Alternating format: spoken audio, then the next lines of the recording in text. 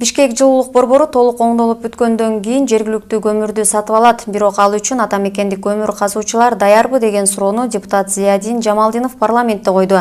Буга чейин Бишкек ТЭЦ кыргыз көмүрүн кубаттуулугу жогору болгондуктан аны пайдалана албай турганын, ошондуктан Казакстандан сатып алынары айтылган.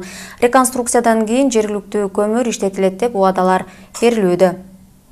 Айттыңыздар, өткөндө көмүрдү Казакстандан албастан кийинки жылы Кыргызстандан алабыз деп атасыздар, туурабы?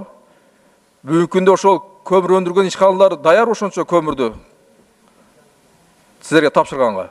12 ири компаниялар кирет, көмүрдү иштеткендер. Ошолор менен биз дагы пландаштырып, ар жума сайын эме кылып жүрөбүз. Өзүбүздүн прогноздорубузду алып. Эмки жылкыга туура айтып атасыздар.